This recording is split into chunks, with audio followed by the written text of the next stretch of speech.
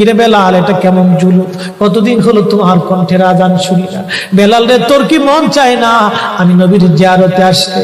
বেলাল আয়, আমি নবীর জিয়ারতে আয় রে বেলাল আয়, কতদিন হলো তোমার কণ্ঠের আজান শুনি না। স্বপ্ন যখন নবীজি দেখাইছে, এ মুসলমান, হযরত বেলাল সুদূর সিরিয়ার দামেস্ক থেকে পাগলের মতো দৌড়াইলেন, পাগলের মতো ছুটে আসলেন। যখন মদিনাতে আসলেন তখন তাহাজ্জুদের সময় চলতেছিল। তাহাজ্জুদের সময় চলার সময় হযরত বেলাল রাদিয়াল্লাহু আনহু কাঠের জালি দিয়ে তখন রওজা শরীফ ঘিরে রাখা ছিল। ওই জালির পাশে বসে বসে জালির সঙ্গে মাথা ঠেকাইয়া নবীর পাগল বসে বসে গুনগুন গুনগুন করে কাঁদে আর বলে, হুজুর আপনি আসতে বলেছিলেন, গোলাম এসে হাজির হয়েছে। নবী গো, আজান দিতে বলেছেন, আমি আজান দিলে আপনি আগে নামাজে আসতেন, এখন আজান দিলে কি নবী আপনি নামাজে আসবেন? হুজুর এখন আজান দিলে কি আপনি নবী নামাজে আসবেন? নতুন মুয়াজ্জিন আসছে আজান দেওয়ার জন্য, এসে দেখে নবীর মুয়াজ্জিন বেলাল কাঁদে।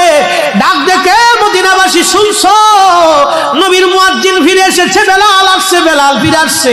এই কথা শোনার পরে সব সাহাবী ঘর থেকে বের হয়ে দৌড়ায় এসে দেখে বেলাল কাঁদে। সাহাবীরা বলে, বেলাল আজান দাও, কতদিন হলো তোমার কণ্ঠের আজান শুনি না। বেলাল আজান দাও, কতদিন হলো আজান শুনি না রে বেলাল। বেলাল বলে, সাহাবীরা রে, আমি আজান দিলে কি নবী নামাজ আসবে বলো? সালমান ফারসি রাদিয়াল্লাহু আনহু ডাক দেখে, সাহাবীরা আমাদের কথাই বেলাল আজান দিবে না, তোমরা যাও দেখো হাসান আর হুসাইন দুইজন ঘরের মধ্যে আছেন। ইমাম হাসান হুসাইন রাদিয়াল্লাহু আনহুমা যদি বলে তাহলে বেলাল অবশ্যই আজান দিবে। সালমান ফারসির পরামর্শে সাহাবীরা দৌড়ায় গেলেন। বর্তমান 7 নম্বর গেট বাবুস সালাম বরাবর একটা মসজিদ আছে, মসজিদে আলী। এটাই ছিল হযরত ফাতেমা রাদিয়াল্লাহু আনহার বাড়ি। এই বাড়িতে দৌড়ে যাওয়ার পরে ইমাম হাসান হুসাইন রাদিয়াল্লাহু আনহুমা দুইজনকে নিয়ে আসা হলো। দুইজনকে নিয়ে আসার পরে হযরত ইমাম হাসানকে দেখতে আমার নবীর মতো দেখা যাইতো, চেহারাটা রাসূল করিমের চেহারার মতো ছিল। নাতি দৌহিত্র নানার চেহারা পেয়েছিলেন, ইমাম হুসাইন ও নানার সুরত পেয়েছিলেন।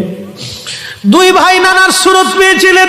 হযরত বেলাল রওজা শরীফ থেকে উঠে হযরতে হাসানের বুকের মধ্যে মাথা ঠেকায় কাঁদতেছে, ইমাম হুসাইনের বুকের মধ্যে মাথা ঠেকায় কাঁদে। হযরত ইমাম হাসান ডাক দেখে, নানার মুয়াজ্জিন, কতদিন হলো তোমার কণ্ঠে আজান শুনি না। যে কণ্ঠ দিয়ে নানার আজান শুনাইতা, যাও গো ওই কণ্ঠ দিয়ে আমাদেরকেও আজান শোনাইয়া যাও। যখন হযরতে বেলাল ইমাম হাসান এই কথা বললেন, হযরতে বেলাল দৌড়াই গেলেন। যেই বনু নাজ্জার গোত্রের মহিলা সাহাবীর ছাদের উপরে দাঁড়ায় বেলাল আজান দিত। আবু দাউদের 519 নম্বর হাদিসের মধ্যে আসছে, প্রত্যেক ফজরের নামাজের শুভেচ্ছা আদিকের আগে বেলাল দাঁড়াইতেন। দাঁড়ায় আজানের আগে বলতেন, আল্লাহুম্মা ইন্নী আহমাদুকা ওয়া নাস্তাঈনুকা আলা কুরাইশিন ইউকিমুদ্দীনাক। প্রত্যেক ফজরের আজানের আগে এই দোয়াটা পড়ে বেলাল আজান শুরু করতেন। হযরত বেলাল রাদিয়াল্লাহু আনহু আজকে তাহাজ্জুদের আজান দিতে গেছে।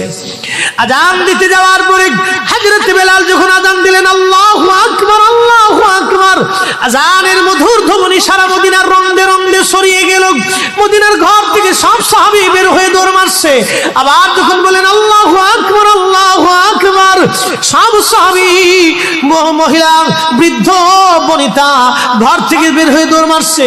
যখন বলল আশহাদু আল্লা ইলাহা ইল্লাল্লাহ, মদিনার ঘর থেকে সব মহিলারা ঘর থেকে বের হয়ে দৌড় মারছে রে, আর কান্না করে নবী বুঝি ফিরে আসছে রে। আবার যখন বলেন আশহাদু আল্লা ইলাহা ইল্লাল্লাহ, তখন মদিনার মানুষ কান্না করতেছিল, গুন গুন গুন গুন করে কান্না করে। মদিনার ভিতরে আওয়াজ বের হয়ে গেল, নবী বুঝি আসছে রে, নবী বুঝি ফিরে আসছে রে, নবী বুঝি ফিরে আসছে রে, নবী বুঝি আসছে। হযরত বেলাল যখন বলেন আশহাদু আন্না মুহাম্মাদুর রাসূলুল্লাহ, মদিনার মাটিগুলি থরথর থরথর করে কেঁপে উঠছে রে। মদিনার মানুষের কান্না বেড়ে গেল। হযরত বেলাল অজ্ঞান হয়ে জমিনের মধ্যে পড়ে গেলেন, তিনি বেহুশ। নবীর আশিক বেহুশ হয়ে গেলেন। বেলালের মতো আশিক যদি আমরা হইতাম, এ দুনিয়ায় নবীর দেখা পাইতাম, এ দুনিয়ায় নবীর দেখা পাইতাম।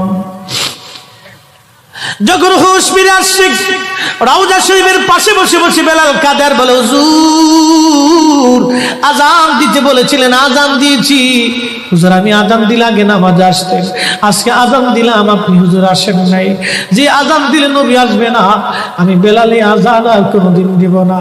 হযরতে বেলাল কিছুদিন পরে কলিজা ফেটে নবীর বিরহ বেদনা সহ্য করতে না পেরে তিনি চলে গিয়েছিলেন পরপারে, কলিজা ফেটে।